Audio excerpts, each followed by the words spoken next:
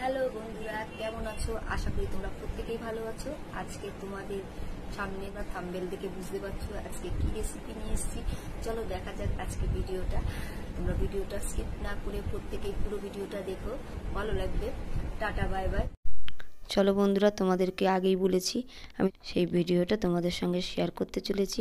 তো কিছু পরিমাণ গরম জল আমি বসিয়েছি গ্যাস জ্বালিয়ে, আর আলু, কচু আর চিংড়ি মাছ দিয়ে যেহেতু রান্না করে দেখাবো তোমাদেরকে, তো আলু আর কচুগুলোকে আমি ছোট ছোট করে কেটে নিয়েছি। সেখান থেকে আমি কচুগুলোকে তুলে কড়াইয়ের মধ্যে দিয়ে দেব, আর কিছু পরিমাণ আমি লবণ দেব। লবণ দিয়ে নেড়ে ছেড়ে আমি কিছু সময়ের জন্য ঢাকা দিয়ে দেব সেদ্ধ হওয়ার জন্য।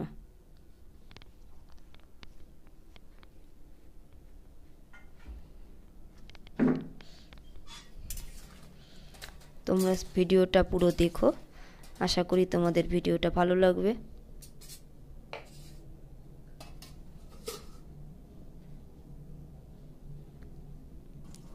আর একটা থালার মধ্যে দেখতে পাচ্ছ আলু রয়েছে, আর যেহেতু চিংড়ি মাছ দিয়ে আমি কচু রান্না করব, তাই চিংড়ি মাছগুলোকে কেটে ধুয়ে পরিষ্কার করে নিয়েছি।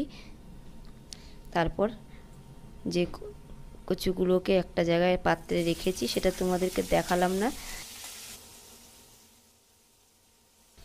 আর কড়াইয়ে তেল পরিমাণ মতন দিয়ে আমি চিংড়ি মাছগুলোকে ভালো করে হলুদ লবণ দিয়ে ভেজে নেব।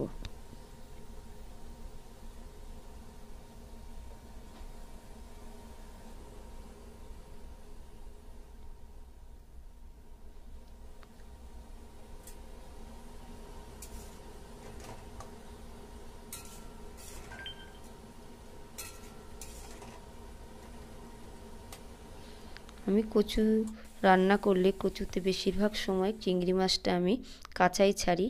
এইবার আমি একটু আলাদাভাবে তোমাদেরকে রান্না করে দেখাচ্ছি। তো সেই তেলে আমি চিংড়ি মাছটা তুলে নিয়েছি একটা পাত্রে। তা সেই তেলের মধ্যেই আমি সাদা জিরা ফোড়ন দিয়ে দিলাম। ফোড়ন দিয়ে নেড়ে চেড়ে নিলাম। তারপর রাখা যে আলুগুলো ছিল সেই আলুগুলো আমি কড়াইয়ের মধ্যে সব দিয়ে দেব। আর তার মধ্যে পরিমাণ মতন হলুদ লবণ দিয়ে সঙ্গে 4-5টা কাঁচা লঙ্কা আমি দিয়ে দেব। তোমরা যে যেরকম ঝাল খাবে সেরকম দেবে। নেড়ে ছেড়ে আমি একটা ঢাকনা দিই কিছু সময়ের জন্য আলু ভাজাটাকে ভাজবো।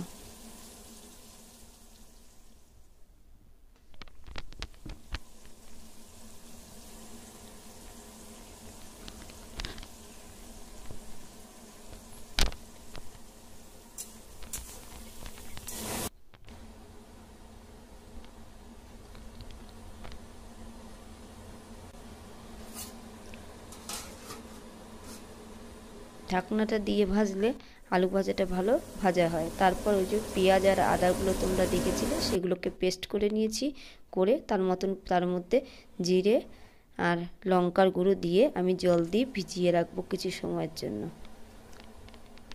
তারপর ঢাকনা খুলে আমি দেখে নিলাম আলু ভাজাটা কতটা হয়েছে। দেখতেই পাচ্ছ আলু ভাজাটা অনেকটাই আমি লাল করে ভেজে নিয়েছি। তারপরে মশলা যেগুলো আমি গুঁড়োগুলো আর পেস্টগুলো আমি করে রেখেছিলাম সেগুলো এখন মশলাগুলো দিয়ে আলুর সঙ্গে ভালো করে নেড়ে চেড়ে নেব। আর সঙ্গে পরিমাণ মতন লবণ আর হলুদ দেব।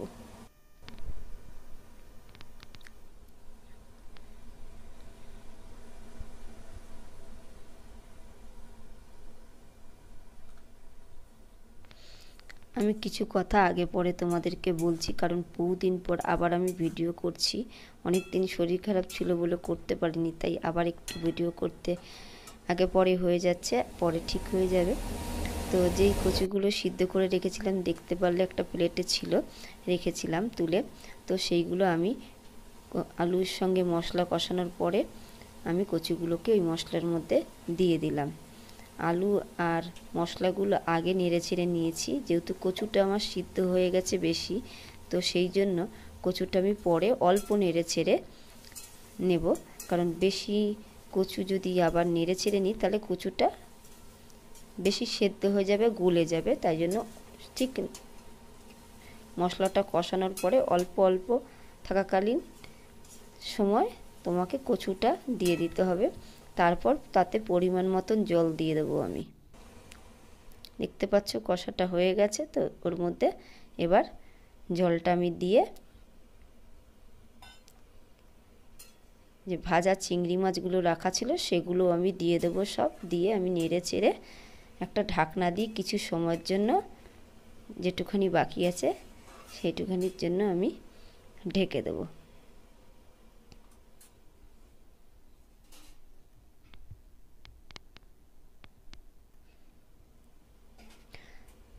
আশা করি তোমাদের ভিডিওটা ভালো লাগলে তোমরা একটা লাইক, কমেন্ট, শেয়ার করে দিও। আর যে যেখান থেকে ভিডিওটা দেখছো, ইউটিউব থেকে হলে সাবস্ক্রাইব, আর ফেসবুক থেকে হলে ফলো করে দিও আমাকে। আর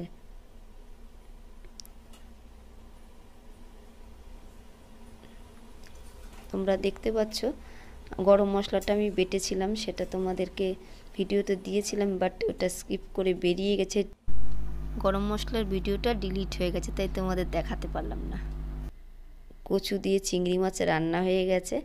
তো তোমাদের ভিডিওটা কেমন লাগলো একটু জানিও। আশা করি তোমরা প্রত্যেকেই ভালো থাকবে। আজকের জন্য ভিডিও এটুখানি। টাটা, বাই বাই, সবাই ভালো থেকো।